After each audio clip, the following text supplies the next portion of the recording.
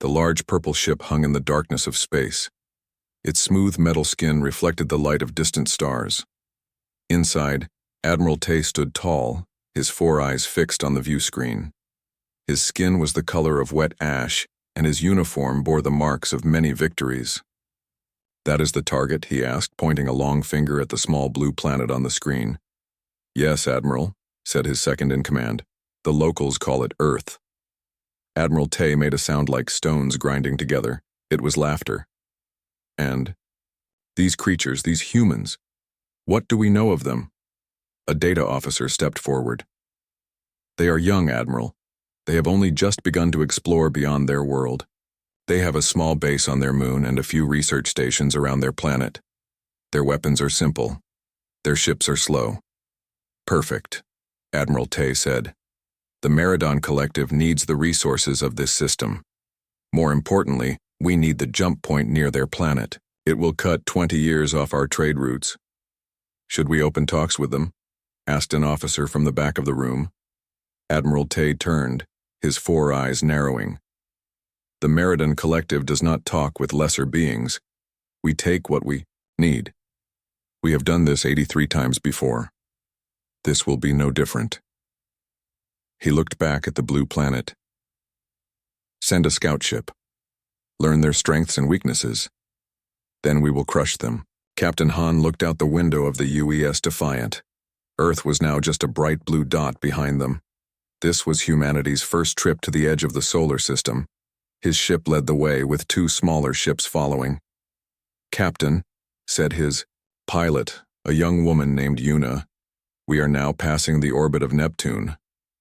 Han nodded. At 45, he was one of Earth's most trusted space captains.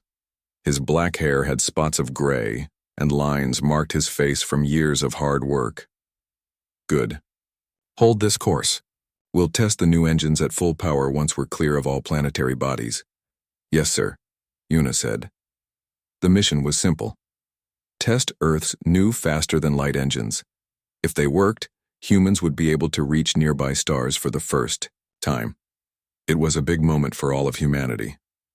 "Sir," called out the sensor officer, "I'm picking up something strange ahead."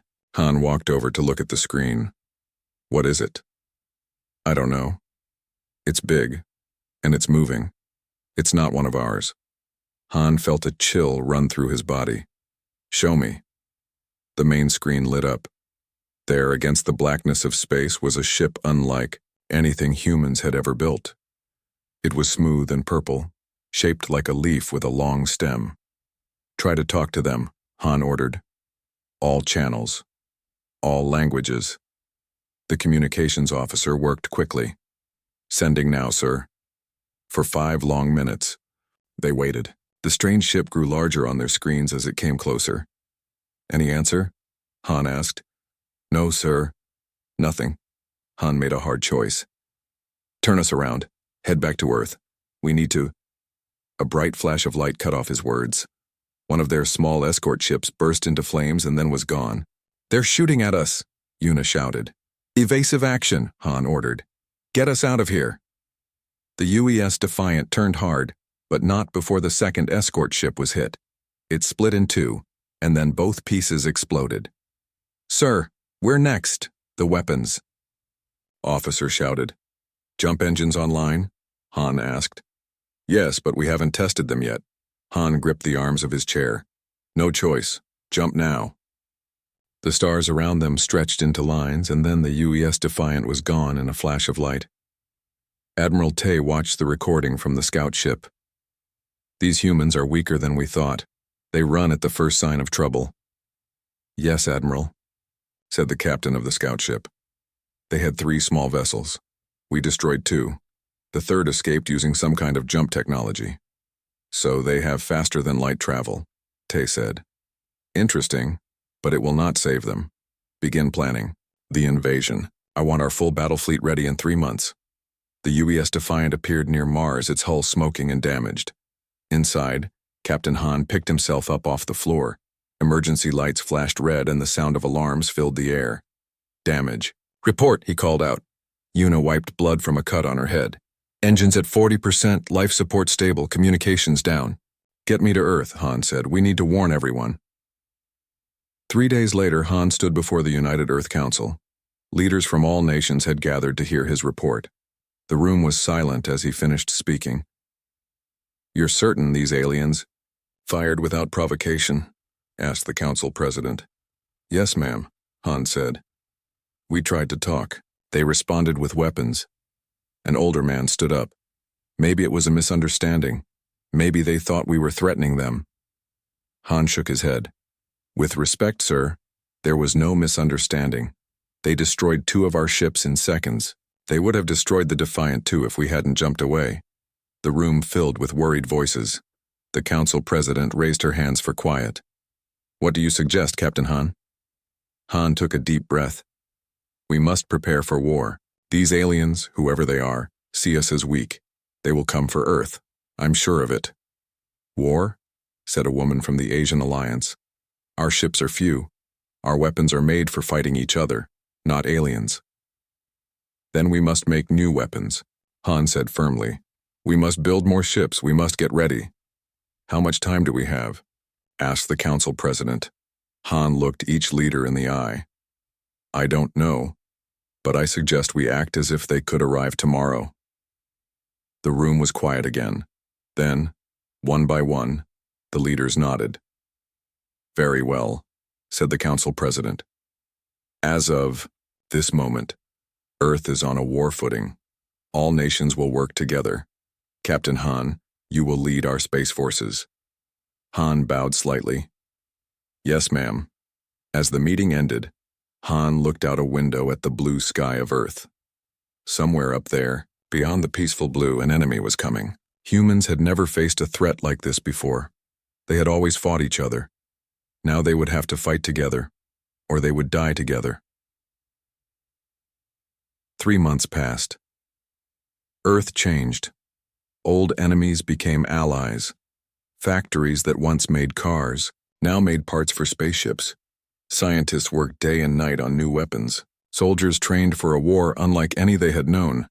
And then on a quiet Tuesday morning, the alarm sounded. Huge ships appeared near Jupiter, dozens of them, all purple and leaf-shaped.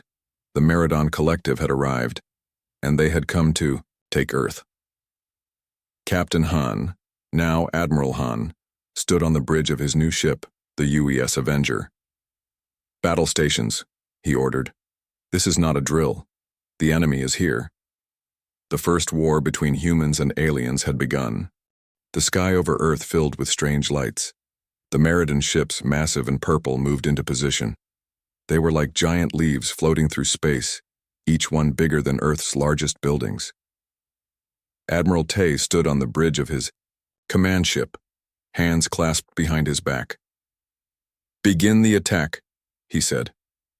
Destroy their satellites first, then their military bases. His officers nodded. Bright beams shot out from the Meridon ships. Within minutes, hundreds of Earth's satellites exploded.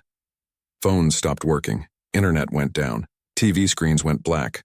Phase 1 complete, Admiral, said his second-in-command. Tay nodded. Good. Now for Phase 2. More beams shot down toward Earth. This time they hit military bases. Explosions rocked the planet. Smoke rose from every continent. The humans will surrender soon, Tay said. They always do. In an underground base beneath what was once a mountain in North America, Lieutenant Jin looked at the reports coming in. He was young for his rank, only 30, but his mind worked like no other. He could see patterns where others saw chaos. They're following a pattern, Jin said, pointing to a map on the wall. Red dots showed where the aliens had attacked. Look, they took out our communications first, then our biggest military bases. Next, they'll hit our power plants, then our food supply. General Kim, an older man with a scarred face, frowned. How can you know this? Because it's what we would do, Jin explained. It's basic military strategy. Cut communications, destroy forces, remove power, block food. Then the enemy has no choice but to give up. So what do we do? Asked another officer. Jin pointed to the map again. We don't do what they expect. We don't fight their way. We fight our way. What do you mean? General Kim asked. They think we will try to defend our bases, our cities. So we don't. We let them take empty buildings. Meanwhile, we hit them where they don't expect. We use small teams, we attack and then disappear. General Kim thought for a moment, then nodded slowly. Go on. Jin smiled for the first time since the invasion began. Here's what we do. Dr. Su worked in a lab deep underground. She had not slept in 3 days. Her eyes were red, her black hair messy, but she would not stop working. After the first attack, Earth forces had collected pieces of a damaged alien ship. Dr. Su and her team were studying these pieces. Look at this, she said, holding up what looked like a small metal box. This is part of their shield system. Her assistant, a young man, named Day, looked confused. How do you know? Watch. Dr. Su touched a button. A small field of energy appeared around the box. It glowed soft purple. This is how they protect their ships. This is why our weapons don't hurt them. Day's eyes widened. Can we break through it? Dr. Su smiled. Yes, these shields work on a specific frequency. If we can match that frequency and reverse it, we can create small holes in their shields. How small? Big enough for special bullets, big enough for missiles if we get it right. Day looked at the box with new interest. How long until we can make something that works? Dr. Su sighed. A month, maybe 2, if we're lucky and work non-stop. The war might be over by then, Day said sadly. Dr. Su shook her head. No, it won't be. Admiral Tay thinks this will be a quick war. But humans don't give up easily. We need to buy time, and I know just who to call. Admiral Han stood on the bridge of the UES Avenger as it dodged alien fire. Earth's space fleet was small, just 20 ships against hundreds of Meridon vessels. But they were faster, more nimble. Sir, called out his communications officer, we just got a message from Dr. Su. She needs time. 2 months. Han nodded. Then we'll give her time. He turned to his crew. New orders. We're not trying to win. We're trying to survive, to distract, hit and run, make them chase us. For the next several days, Earth's small fleet played a deadly game of cat and mouse. They would jump in, fire a few shots, then jump away before the Meridon ships could catch them. They never stayed in one place long enough to be destroyed. Admiral Tay was furious. Why can't we hit them? He demanded. They're too fast, sir, his weapons officer said. They jump in and out before we can lock weapons. Never mind, Tay growled. They're just delaying the inevitable. Our ground forces are landing now. The humans will fall. The first Meridon troops landed near what humans called New York City. They expected to find resistance. Instead, they found empty streets. The humans had left their cities. General Pak, leader of the Meridon ground forces, was confused. Where are they? He asked his scouts. We don't know, sir. They seem to have run away. Pak laughed. Cowards. Take the city. Set up base. His troops moved in. They took buildings. They set up equipment. They thought they had won easily. That night they learned how wrong they were. Small teams of humans struck from the shadows. They didn't try to retake the city. They hit specific targets, communication gear, weapon stores, food supplies, and then vanished into the darkness. By morning, General Pak had lost 1/4 of his supplies and 12 soldiers. He was angry and confused. Find them, he ordered. Find these humans and destroy them. But finding humans who didn't want to be found was not easy, especially when those humans knew every street, every building, every hiding place in their cities. The same thing happened in cities around the world. Meridon forces would take a city only to find it empty. Then at night, humans would strike from nowhere, cause damage, and disappear again. Admiral Tay received the reports with growing anger. This is not how war is fought, he shouted. They should stand and fight us. They are fighting, sir, said his military advisor. They're just not fighting the way we expected. 1 month into the invasion, the Meridon Collective controlled most major cities on Earth. But they didn't really control Earth. Lieutenant Jin had been right. By not fighting the way the aliens expected, humans had confused them. The Meridon forces had taken cities, but those cities were just empty shells. The real fight was happening in small battles all over the planet. In his underground command center, Jin looked at the latest reports. "It's working," he told General Kim. "We've slowed them down. Dr. Su says she needs 1 more month."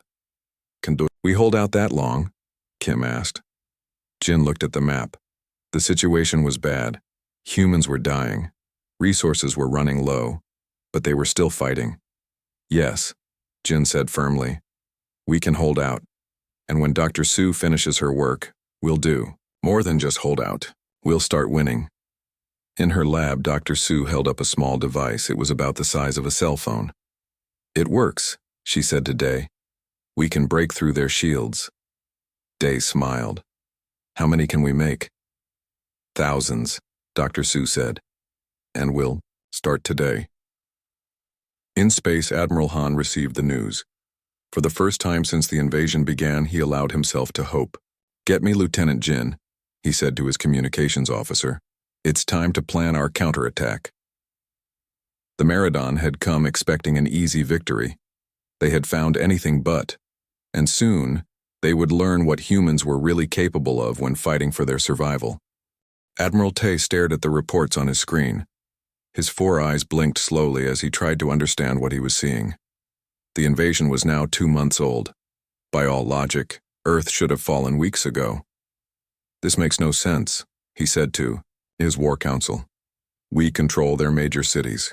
We have destroyed most of their military bases, yet they continue to fight." An officer stepped forward. "Sir, we have lost 30% of our ground forces. The humans, they don't fight like any species we've encountered before." "Explain," Tay demanded. "They don't try to take back their cities. Instead, they strike in small groups. They hit our supply lines. They attack at night. They use their knowledge of the land against us." Another officer spoke up. "And sir, they are learning our technology too quickly. They have already begun to copy some of our weapons." Admiral Tay slammed his fist on the table. "Impossible, these are primitive beings. They only just reached space." "Yes, sir," said his chief science officer. "But they are adapting faster than we expected, much faster." Tay turned to a screen showing Earth below. "No matter. Send in our elite forces. Increase the attacks. I want this planet taken in the next month." Commander Mina moved silently through the forest. She was 40 years old with short black hair and eyes that missed nothing. Behind her, 20 soldiers followed just as quietly. Each carried a small device made by Dr. Su. Mina had been a special forces leader before the invasion. Now she led one of Earth's most effective resistance teams. Her group had destroyed more Meridon equipment than any other. She held up her hand, and everyone stopped. Ahead, through the trees, they could see a Meridon supply base. Purple ships sat on the ground being loaded with Earth resources. Mina pointed to different soldiers, then to different targets. Everyone nodded. They knew what to do. "Remember," she whispered. "Hit the shield generators first. Use Su's devices. Then target their fuel cells and communications." The soldiers moved into position. Mina looked at her watch. 3, 2, 1. The night erupted with action. Su's devices sent out pulses that made small holes in the Meridon shields. Through these holes, human weapons could now pass. Explosions lit up the darkness. Alien voices shouted in confusion. In 10 minutes, it was over. The human team melted back into the forest, leaving behind burning ships and destroyed equipment. They moved away. Mina spoke into her radio. "Eagle Nest, this is Striker 1. Target destroyed. No casualties on our side." Miles away in a hidden command center, Lieutenant Jin received the message. He marked another successful strike on his map. Small victories were adding up. "Tell Commander Mina good work," he said to his communications officer, "and have her team move to the next target." Dr. Su stood in a massive underground factory. All around her, workers built the shield disruptor devices she had designed. What had started as a small project in her lab was now a global operation. "How many have we made?" she asked Day. who now helped manage production. 20,000 so far, he said. We're sending them to resistance teams all over the world. Dr. Sue nodded. Good, but we need to think bigger. She pointed to new plans on her tablet. This is the next step, a larger disruptor that can affect their ships in space. Day looked at the plans with wide eyes. Can we build this? With the parts we've taken from their downed ships, yes. And with what we've learned about their technology, we can do even more. Day shook his head in wonder. You've done amazing work, Dr. Sue. She gave a tired smile. All humans have. Look at what we've accomplished in just 2 months. The Meridan thought we would give up. They were wrong. In space, Admiral Han watched as Earth ships practiced new battle moves. His fleet had grown. When the war started, he had only 20 ships. Now he had 50. Some were new human ships. Others were captured Meridan vessels that human engineers had learned to fly. Sir, said his second-in-command, we've received word from Dr. Sue. The large disruptors will be ready in 2 weeks. Han nodded. Perfect. That's when we'll launch Operation Thunderstrike. He turned to a map of Earth and the space around it. Tell all fleet commanders to prepare. The time for just surviving is over. Soon we start taking back what's ours. Admiral, Tay could not believe the newest reports. His elite forces, the best soldiers in the Meridan Collective, were facing heavy losses on Earth. How is this possible? He demanded. His ground commander's voice came through the communication system. Sir, the humans have found a way to disrupt our shields. Small holes appear, just for seconds, but it's enough for their weapons to get through. And that's not all, said another officer. They're targeting our leaders. 3 base commanders were killed yesterday. They don't try to defeat our armies. They cut off the head. Tay paced his command room. This was not going according to plan. The humans should have surrendered by now. No species had ever resisted the Meridan Collective for this long. Sir, said his science officer, there's something else you should know. We've been analyzing human behavior and history. They have a unique trait.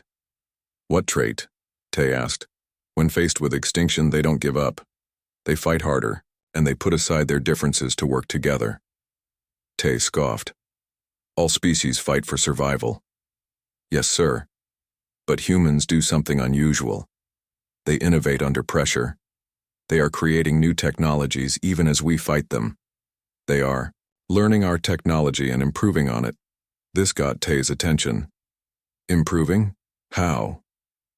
The shield disruptors they've made are more energy efficient than our own shield technology.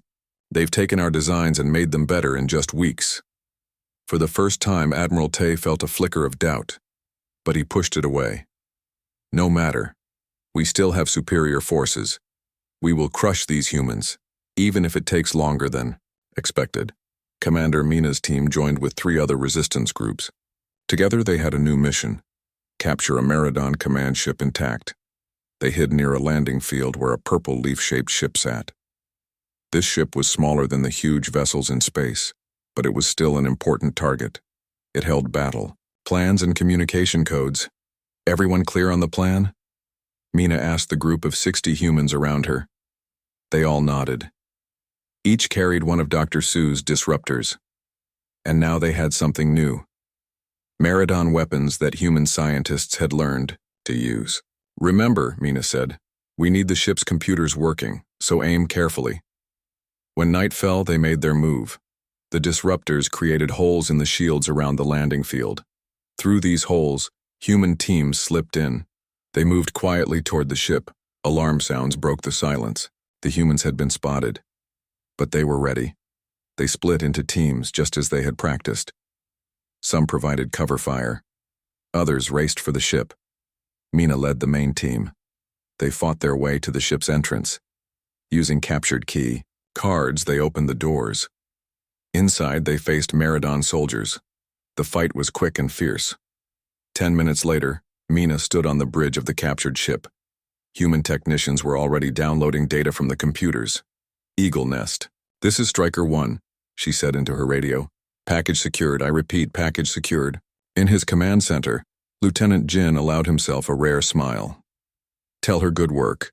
and get that data to Admiral Han and Dr. Su immediately.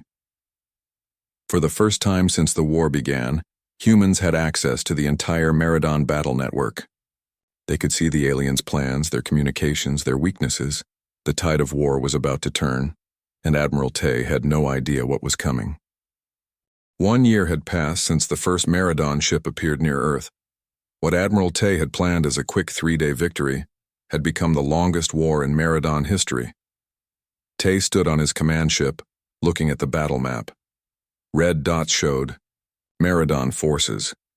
Blue dots showed human resistance. There were too many blue dots. "Sir," said his second-in-command, "we have lost control of the eastern landmass they call Asia. Human forces have taken back 3 major cities there." Tay's gray skin darkened with anger. "Send reinforcements from the western areas." "We can't, sir. We are under heavy attack there too." For the first time in his long career, Admiral Tay felt fear. Not fear of losing the battle, but fear of what his superiors in the Meridon Collective would do to him if he failed. No Meridon commander had ever lost a war. "Call in the reserve fleet," Tay ordered. "I want every ship we have at this planet." Admiral Han, now commander of Earth's Space Forces, gathered his captains on the flagship UES Avenger. The ship was no longer the small vessel from a year ago. Human engineers had rebuilt it using Meridon technology. "Today we launch Operation Thunderstrike," Han told the room of men and women. "Thanks to Dr. Su's large-scale disruptors and the battle plans we captured, we can hit the Meridon fleet where it hurts most." He pointed to a map showing positions of the alien ships. "They expect us to attack their warships. We won't. Instead, we will target their command vessels, cut off the head and the body falls." A captain raised her hand. "Sir, even with the disruptors, their ships are still more powerful than ours." Han smiled. "Yes, but we have something they don't have. We don't fight by their rules, and we have Lieutenant Jin's new battle plan." Lieutenant Jin, now General Jin, stood in Earth's unified command center. Around him, military leaders from every nation watched as he explained the plan. "The Meridon fight with a strict chain of command," Jin said. "Orders come from the top down. If we break that chain, their forces will be confused." He pointed to a holographic map showing Meridon command ships. "We've identified 7 key vessels that control their battle network. Admiral Han will lead space forces to capture or disable these ships." "And on the ground?" asked a general from what was once called Europe. "Commander Mina will coordinate all ground forces," Jin said. "When the Meridon lose contact with their leaders, their ground troops will be disorganized. That's when we strike all at once everywhere." The room was quiet for a moment. Then a general spoke. "1 year ago we were enemies. My country fought with half the people in this room, now we fight together." Jin nodded. "That's why we'll win. The Meridon don't understand unity in the face of extinction. They've never seen anything like it." Gar. Su made final adjustments to the massive disruptor on the UES Avenger. The device was as big as a car, much larger than the handheld units ground forces used. "This will create a hole in their shields big enough for our ships to fire through," she explained to Admiral Han. "But it only works for 20 seconds before it needs to recharge." 20 seconds is all we need," Han said. "Thank you, Dr. Su. Your work has saved countless lives." She shook her head. "I just found their weakness. It's the soldiers who risk their lives that are the real heroes." Han placed a hand on her shoulder. "We all do our part. Now it's time for mine." Operation Thunderstrike began at dawn. 50 Earth ships, some built by humans and others captured from the Meridon, jumped into space around the alien fleet. The Meridon were caught by surprise. Admiral Han's voice came through the communication system. "All ships, activate disruptors. On my mark. 3, 2, 1, mark." Massive energy waves shot out from the Earth ships. When they hit the Meridon vessels, they created holes in the alien shields. "All ships, target command vessels only. Execute attack pattern Jin Alpha." Earth. Ships moved in complex patterns that the Meridon had never seen before. Instead of attacking in formation, each human ship followed its own path, making them hard to track and hit. On his command ship, Admiral Tay watched in horror as the humans breached his fleet's defenses. How are they doing this? Fire all weapons. Destroy them. But the Meridon gunners couldn't get clear shots. The human ships moved too erratically, and they were only attacking specific targets. The command ships. "Sir," shouted his communications officer, "we've lost contact with command vessels 3 and 5. Before Tay could respond, his ship rocked violently. "What was that?" "They're boarding us, sir. Humans have entered through the shuttle bay." Commander Mina led the boarding party onto Admiral Tay's flagship. Her team moved quickly through the purple corridors, taking down Meridon guards with practiced efficiency. "Remember, we need their battle network intact," she told her team. "Set weapons to stun when possible." They fought their way to the ship's communication center. Using the knowledge they had gained from captured ships, they quickly took control of the systems.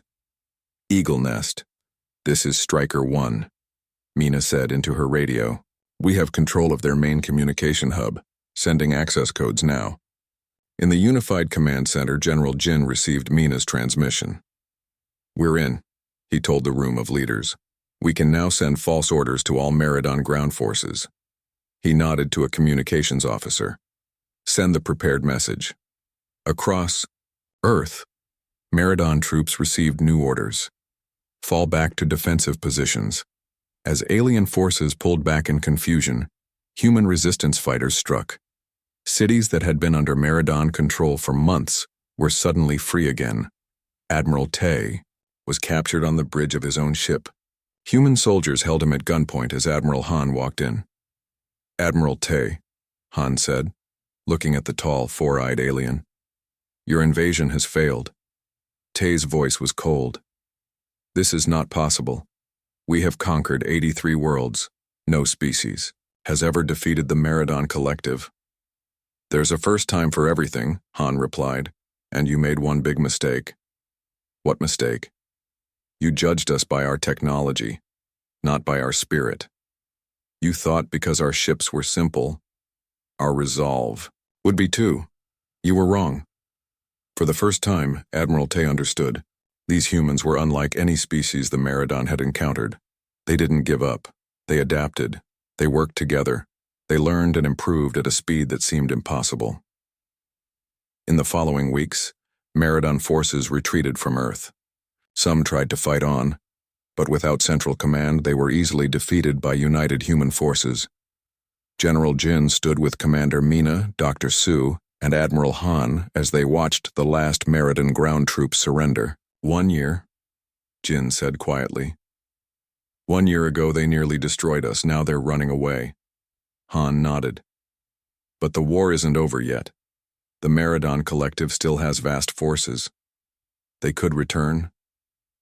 "Let them come," Mina said with a hard smile. "We'll be ready."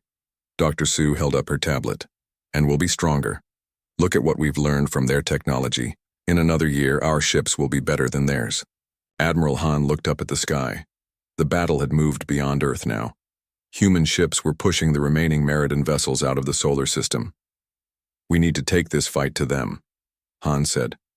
"Show them that attacking Earth was the biggest mistake they ever made." The others nodded in agreement. The counteroffensive had succeeded beyond their wildest hopes. But now a bigger question loomed. What would humanity do with its victory? 6 months after the counteroffensive began, Admiral Tay sat in a room on a space station. The station hung in space between Earth and its moon. Humans called it Harmony Station. It was a place built during the war, using both human and Meridon technology.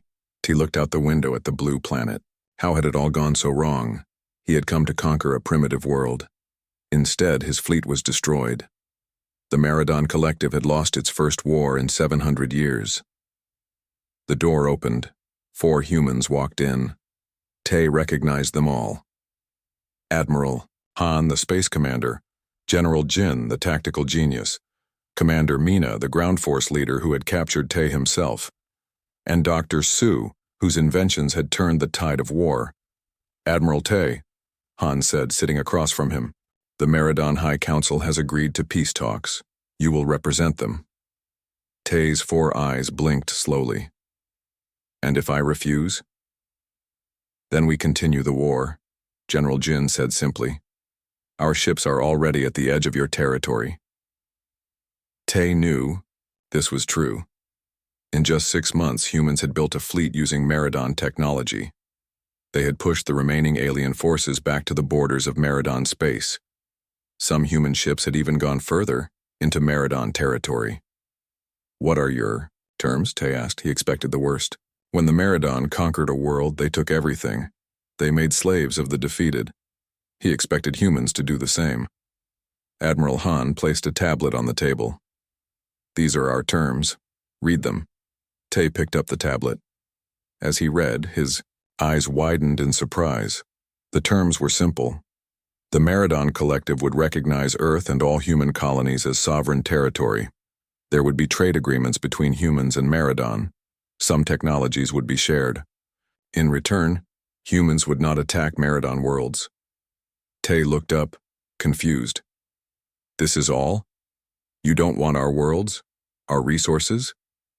No, Admiral Han said. We want peace. But we will defend ourselves if attacked again. Tay couldn't understand. In his culture, the victor took everything. Why show mercy? We would not have shown you any. That's the difference between us, Commander Mina said. We fight to protect, not to conquer. Dr. Su spoke next. We've learned much from your technology. But perhaps you can learn something from us too. Learn what? Tay asked. That different species can work together, General Jin explained. That war isn't always the answer. The peace treaty was signed 2 days later. Admiral Tay put his mark on the document, still not quite believing what was happening. The human leaders signed as well. As the ceremony ended, Tay approached Admiral Han. There is something I don't understand. You could have destroyed us. Why didn't you? Han's face was serious. We don't want your destruction. We want peaceful coexistence. But make no mistake, attack us again, and there won't be negotiations next time. Tay believed him. He had seen what humans could do when pushed to fight for survival. It was terrifying. When Admiral Tay returned to the Meridon Collective, he brought not just the peace treaty but a warning. He stood before the High Council, 7 old Meridites who had never known defeat. The humans are unlike any species we have encountered, Tay told them. They were primitive when we found them. But in less than 2 years they matched our technology. They learned to use our own weapons against us. How is this possible? Asked a council member. They adapt faster than any species we know. Under threat they unite instead of divide. And they can create new ideas, new solutions at a speed that seems impossible. The council was quiet, thinking about his words. There is more, Tay continued. They showed mercy when they could have destroyed us. This is not weakness. It is a different kind of strength. He showed them videos of the war, how humans fought, how they took apart Meridon technology and improved it, how they set aside their old conflicts to work together against a common enemy. My recommendation is this: honor the peace treaty. Do not go to war with humans again. They are too dangerous. Over the next few years, a phrase spread throughout the galaxy. You only go to war with humans once. It was a warning, spoken in trading ports and diplomatic meetings. It meant that humans were not to be underestimated. Other alien species who had watched the war from afar took note. Some sought peaceful contact with Earth. Others stayed away, fearful of the species that had defeated the mighty Meridon Collective. Earth changed too. The technology gained from the war helped humans spread to other planets. They built colonies on Mars, then on worlds around nearby stars. But they remembered the lessons of the war. They built strong defenses just in case. 5 years after the peace treaty, a new space station was built. This one was at the border between human and Meridon space. Both species worked together to create it. They called it New Beginning Station. Admiral Han, now retired, attended the opening ceremony. He was surprised to see Admiral Tay there too. Admiral Tay, Han said with a small bow. I didn't expect to see you here. I asked to come, Tay said. I wanted to see this place, and to talk to you. They walked together through the station. Humans and Meridites worked side by side. There was caution on both sides, but also curiosity. My people are learning from yours, Tay admitted. Not just technology, other things, ideas, ways of thinking. We're learning from you too, Han said. Your star maps have helped us explore new systems. Your medicine has saved lives. Tay stopped at a window looking out at the stars. When I came to Earth, I thought humans were weak. I was wrong. You were strong in ways we couldn't understand. Han nodded. Every species has different strengths. The trick is knowing when to use them and when to make peace instead. The young ones don't remember the war, Tay said, watching, a group of Meridite children meeting human children for the first time. Maybe that's good. They don't need to remember the fighting, Han agreed. But they should remember the lesson. What lesson? Asked Tay. Han smiled slightly. That assumptions can be dangerous. That no species is too small or too primitive to defend itself. And that sometimes your worst enemy can become, if not a friend, at least a peaceful neighbor. They watched the stars together, former enemies who had found a way to peace. A new ship approached the station. It carried representatives from another alien species, one that neither humans nor Meridites had met before. They came seeking trade, knowledge, and diplomatic ties. The galaxy was changing. Old ways of conquest were giving way to new ideas of cooperation. Not everyone embraced these changes, but enough did to make a difference. And always, in diplomatic meetings and military academies throughout known space, the story was told of the time the mighty Meridan collective went to war with a small blue planet called Earth. It was a story with a simple but powerful message. You only go to war with humans once.